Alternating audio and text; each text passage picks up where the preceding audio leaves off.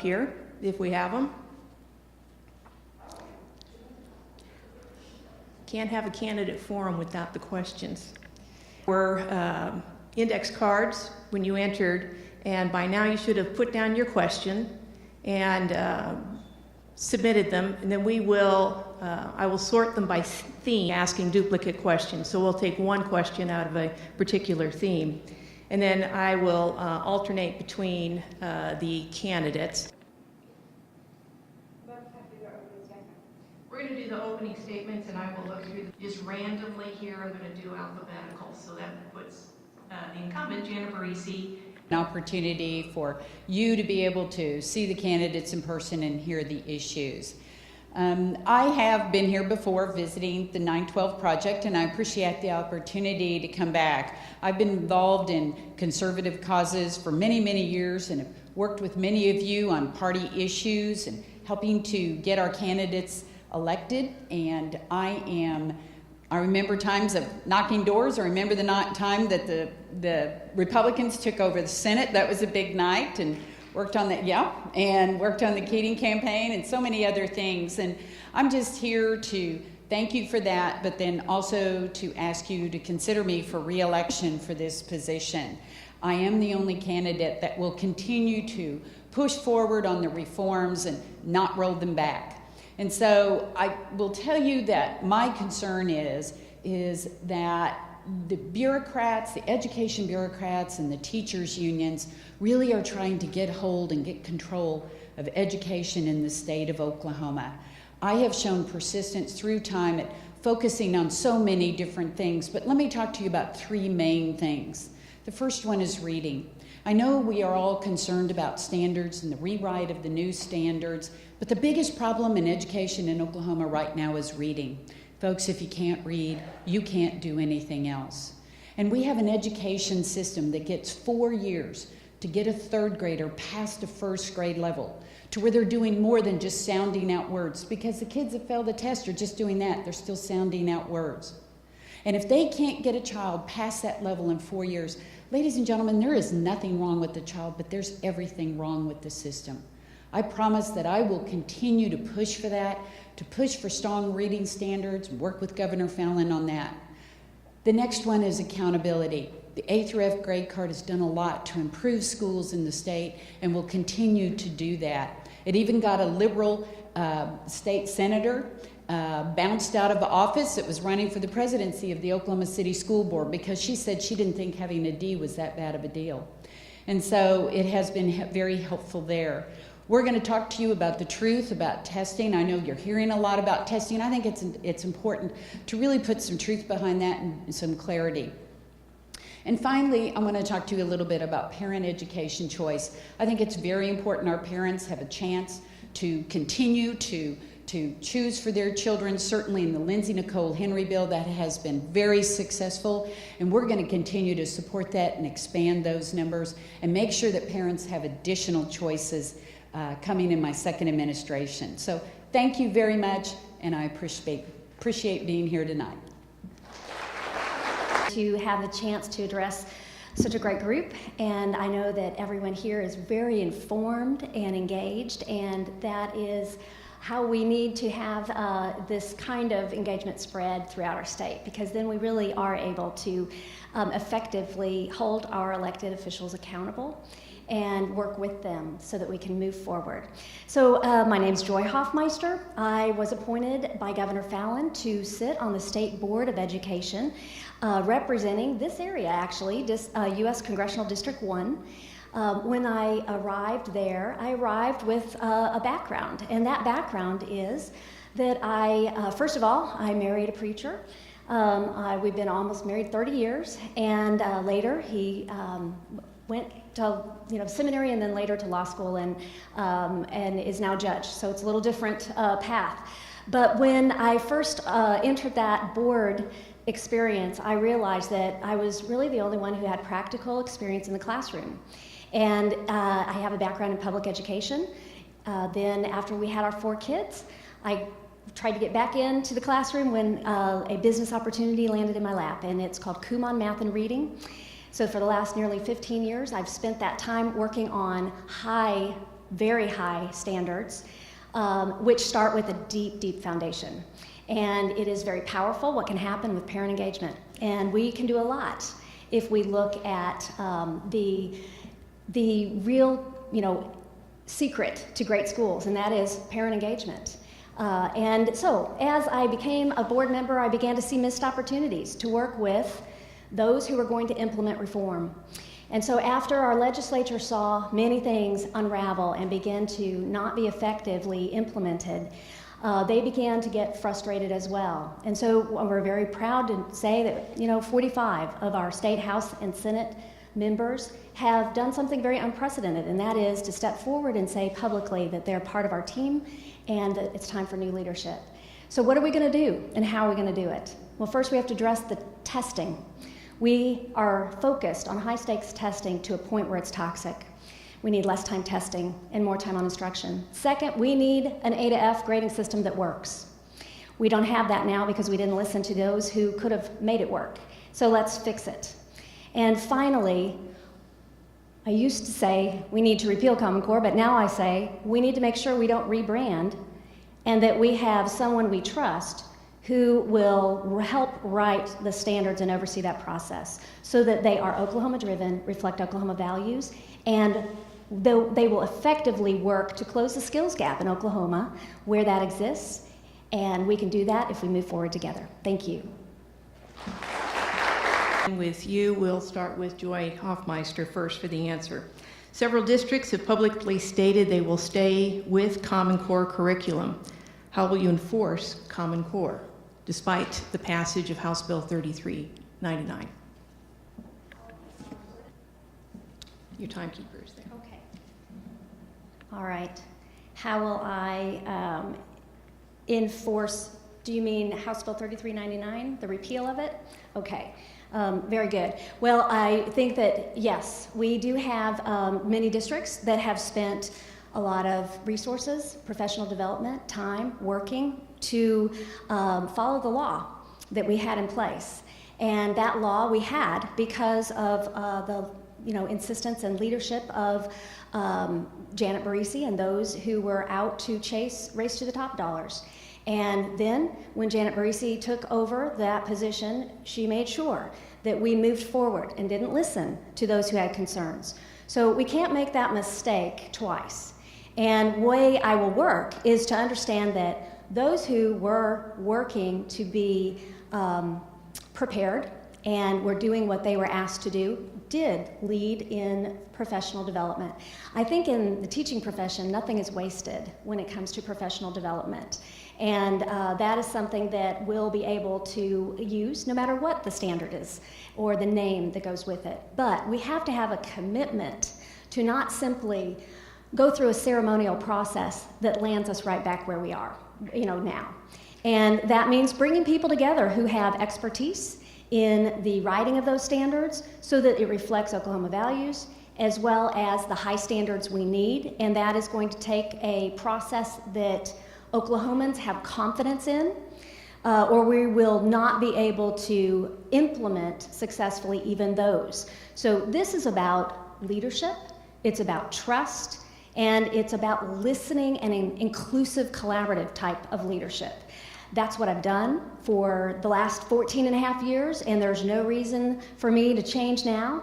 But if we don't move forward with a leader who will listen to people and not dismiss, then we are right back where we started. On this issue, I think the question though is how will I make sure that we implement all the components of 3399, and I think that's a very important question.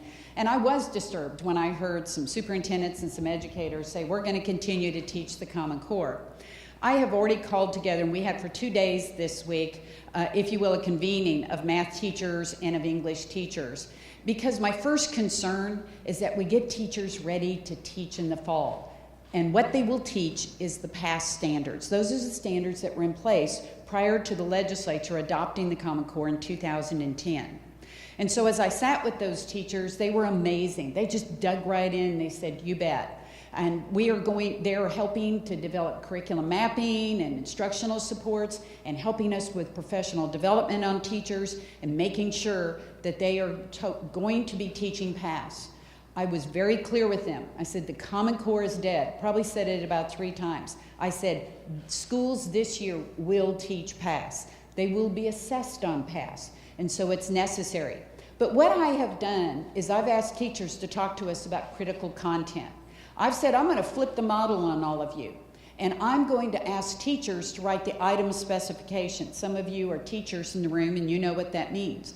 I said, give us a draft of item specifications about what critical content is, and we'll do assessment boundaries, and from there, we'll take a look at the existing test items that we already have for the PASS standards, and we'll work together to develop this assessment.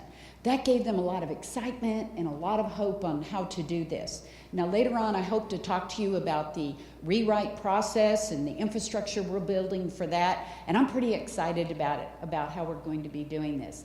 And the going theme is, I need you.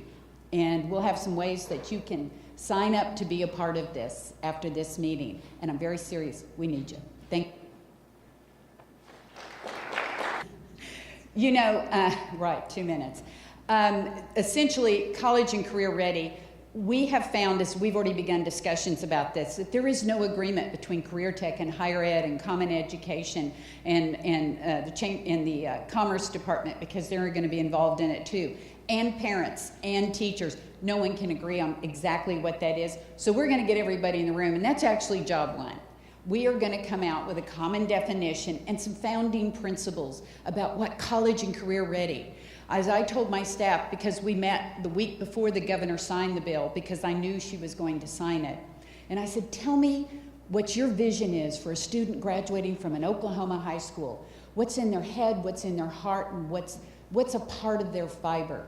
Because one of the most important things about rewriting these standards is that we put Oklahoma values and Oklahoma character into this. In other words, Oklahomans understand perseverance and grit and tenacity, and we're going to be building that into this. And so I'm so excited about that. I have put a phenomenal woman at the lead for all of this, and her name is Terry Burkeen. She has been our state literacy director throughout the state. Her name may be familiar. Her son, Josh, was one of the authors of the bill. And I've told Terry, no big deal, you just have to plan 2 Normandy invasions. But Terry, what we have done is divided the state up into 12 regions. That's where you come in. We need you out of your regions to be a part of this process. We'll talk about it a little bit more in the future. I'll be glad to talk to you about it afterwards. But it's an opportunity as the process goes forward over the next couple of years to do that give and take, for you to look at things and review them. Come to the department if you want. But since we want so much participation, we're also going to need to do some of this regionally, so everybody's not traveling to Oklahoma City all the time, trying to make this as convenient as possible. So I look forward to visiting with you about that. But the problem is that we've had 3.5 years to vet this in Oklahoma, and we didn't do that. We could have listened earlier to those who had concerns, but we dismissed them. And that was what led us to be at this point right now where we are in a crisis. Thankfully, our governor did sign House Bill 3399, and thankfully we had legislators who listened to the people. But the process has to be one that Oklahomans have confidence in. All of these plans, I mean, I hope we sure do get that right under the next 6 months. But the issue is, we've had processes like this before. We've seen that with other standards. And then at the end of the process, there's a copy and paste of something that was already pre-planned, and we went through a ceremonial process and wasted time and valuable resources to gather people together for that. So it became really a charade. The people, I don't believe, are interested in that anymore. We have to have authentic leadership that will listen even to those who do not have a same idea as our own self. because it's important to understand that we are working to understand how things will work in rural, urban, and suburban areas, and it's different. And without that kind of ongoing communication, we are not going to be able to move forward successfully. That's what this race is about. Excited about this. We actually have phone calls coming in and emails coming in of people volunteering, wanting to be a part of it. And we have information for you to volunteer in this. They are very, very excited about this. This is real possibilities. When I talked to Governor Fallon about this back in April, I said, Governor, this was something that the legislature passed that they thought would be good, but Obama has hijacked it. The federal government has hijacked it. I said, Governor, no matter what happens on 3399, let's just rebuild, let's rewrite. And she agreed. And on April the 8th, that was the day that we did meet in Tulsa, and we had our very first debate. And at that time, we had a question: do you support Common Core? And our current state superintendent said, sometimes I'll tell you what you don't want to hear, but I will always tell you the truth. And then she said, I support the Common Core. Now, I'm not sure what to believe, because what we have is actions, and that's what I can see. And we need to move forward.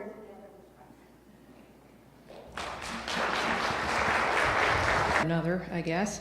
How do we replace Common Core aligned textbooks that our students use? As a retired teacher, I know curriculum, textbooks, etc. drive standards. So she went first, so you'll be first this time. All right. Let's make sure I'm answering the question fully.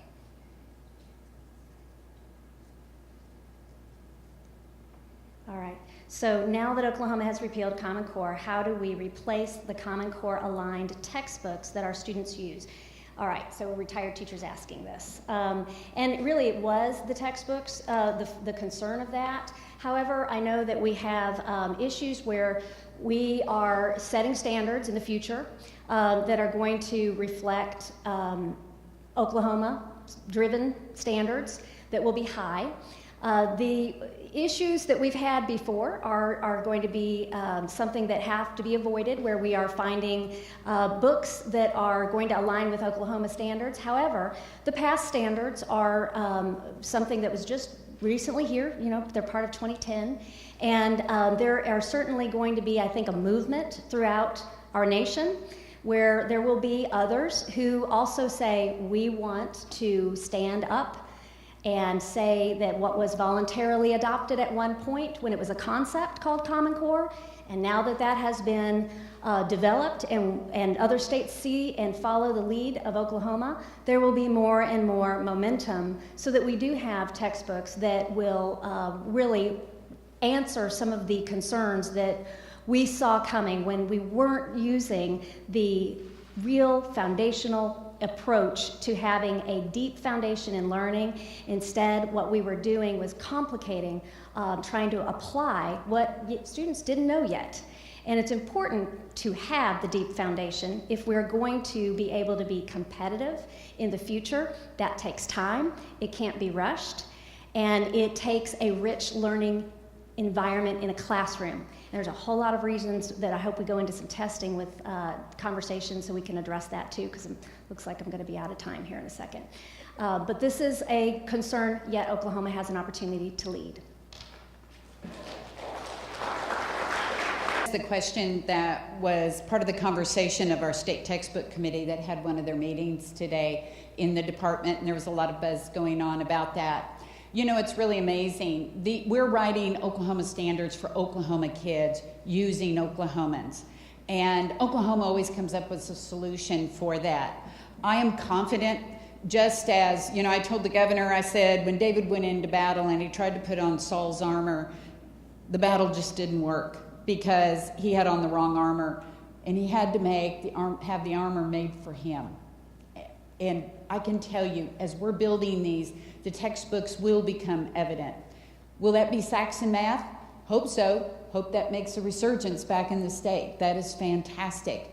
We want to make sure we have we have a good foundation in each of these textbooks. I believe other states will continue to roll back the Common Core. I think we'll have more friends in on this effort to help us to develop those textbooks. We certainly want to do that. I don't have the perfect solution for that right now. We're days from the governor signing it, but I know the textbook committee has already begun to talk about it. Our teachers that have already come in have already begun to talk about it, and I know we'll come up with the right solution for Oklahoma kids. Education budget, meaning what 3 things would you advocate to streamline and focus the school process on education specifically without adding another program or a funding campaign?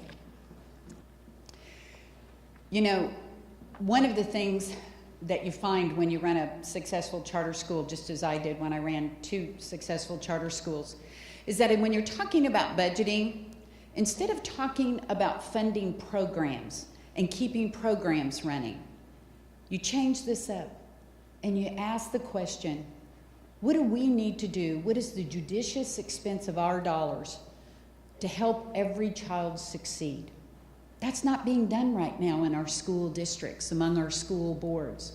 What do we need to do to help each individual child succeed? Then you need strong accountability. You need to make sure that the work that you're doing is correct and is on the right path and that you're appropriately spending tax dollars. You know, you can spend $100 on a reading program or $5,000 on a reading program, but unless you watch how you do on it, you don't know what the best expensive dollar bills are. So we've got to focus down on funding children. Children in our classrooms first, and administration comes second. Because in Oklahoma, our administrators have grown exponentially. Folks, I have superintendents that are being paid outrageous salaries. The highest paid superintendent in the state of Oklahoma last year got $489,000 with a $98,000 early retirement benefit. That's just not right. I have 11 superintendents making over $200,000 a year. Not one of them, not one superintendent in the state has a academic performance clause in their contracts. That's just not right. We need to hold these administrators responsible for the success of children and focus funding on what we can do to help children be successful.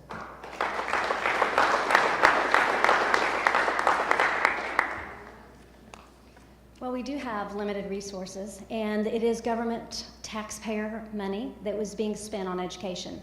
So we do have to hold our leaders accountable for how they are spending that money. And it is most important that the money is driven into the classroom so that it can affect our students and their learning, and that has to be our primary aim and goal. We also have to recognize that when we try, which what I've seen happened in the last 3.5 years, Janet Barisi has centralized power and decision-making and control at the State Department of Education. That's a experiment that we know doesn't work in the market. When you take away the ability for local control over how to best use dollars in the classroom, and you take decision-making and you keep it at the State Department, we see waste. We see expenses that are out of touch with what is needed. And I can give you an example of things, but there's one that I think it's small, but I think it's significant. This is something that is an example under Janet Barisi, her decision to do this, and it is a report of how things went this year in her department, the annual report. And it's very expensive.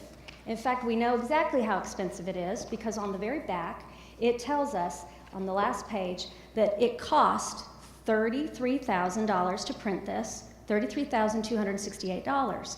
And we printed 2,000 copies, and it's got an embossed cover, and this took a lot of money to do. That's a teacher. And I would have to ask, why not have this online, uploaded? And actually, I did ask this question in Guthrie and was told, well, I'll let you answer.